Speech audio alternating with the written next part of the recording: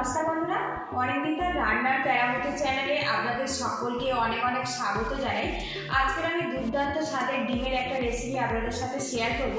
তো এই রেসিপিটা আপনারা ইভিনিং স্ন্যাক্স কিংবা অতিথি আপ্যায়নের জন্য খুব ঝটপট বানিয়ে ফেলতে পারেন। খেতে অসাধারণ হয়। আমি কীভাবে বানাচ্ছি পুরো ভিডিওটি দেখার অনুরোধ রইল, আশা রাখছি ভালো লাগবে।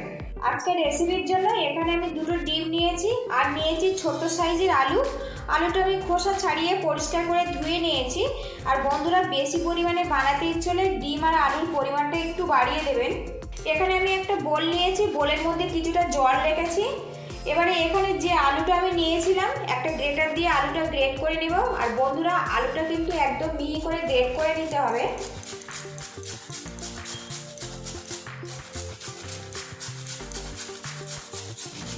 এদিকে দেখুন, আলুটা আমি গ্রেট করে নিয়েছি। এবার এটা ভালো করে আমি ধুয়ে নেব। আলুটা কিন্তু একদম ভালো করে ধুয়ে নিতে হবে, এর মধ্যে যাতে কোনো রকম ঘোলাটে ভাব না থাকে। আমি 4 থেকে 5 বার জল পাল্টে আলুটা ভালো করে ধুয়ে নেব। আলুটা ভালো করে আমি ধুয়ে নিয়েছি, নিয়ে হাত দিয়ে জলটা ভালো করে আমি চেপে বের করে দিয়েছি। এবারে একটা বোলের মধ্যে আলুগুলো আমি নিয়ে নেব। এবারে এই আলুর মধ্যে যে ডিম দুটো আমি রেখেছিলাম, ডিম দুটো এর মধ্যে আমি দিয়ে দেব।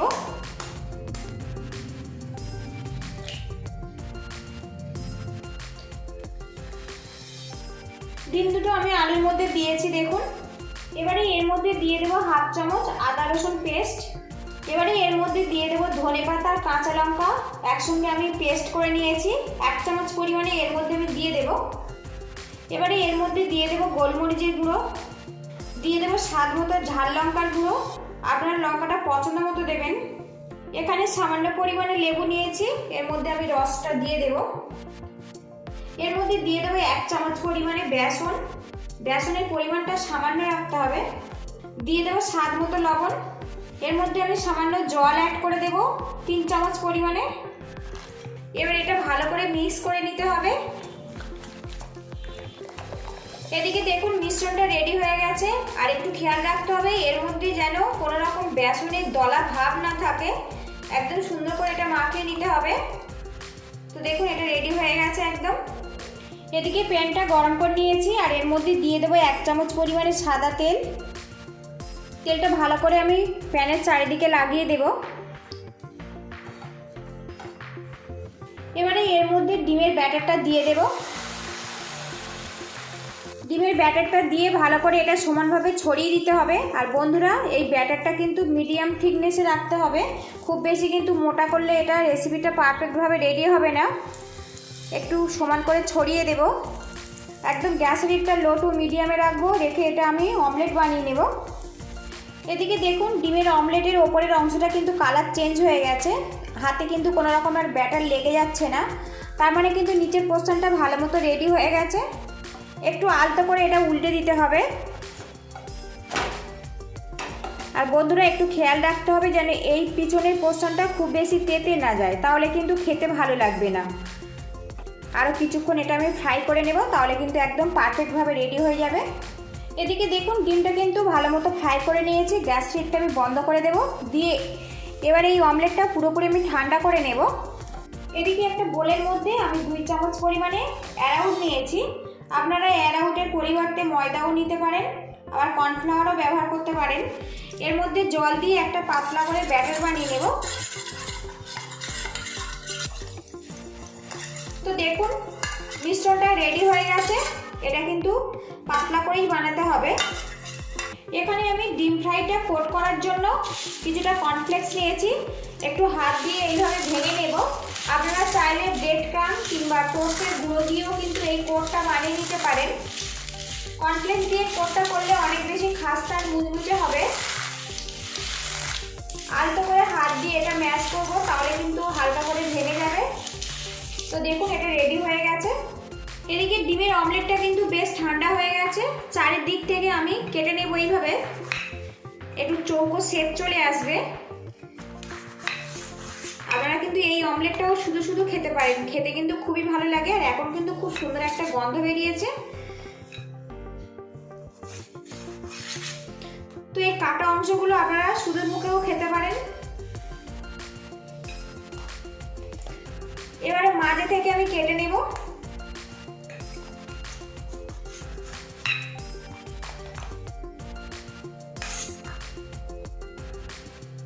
দিয়ে এইভাবে চওড়া করে আমি কেটে নেব।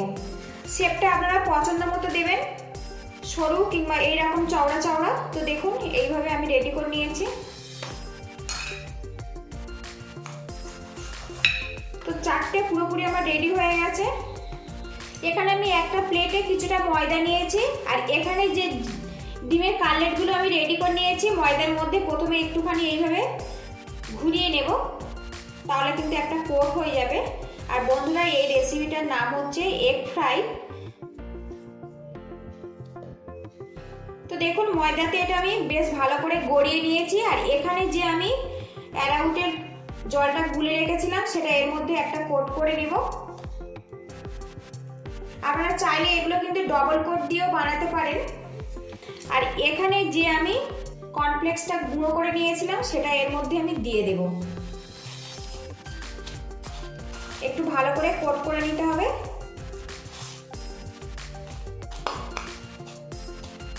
তো দেখুন একটা এগ ফ্রাই কিন্তু পুরোপুরি কমপ্লিট হয়ে গেছে। বাকিগুলো আমি এইভাবে রেডি করে নেব।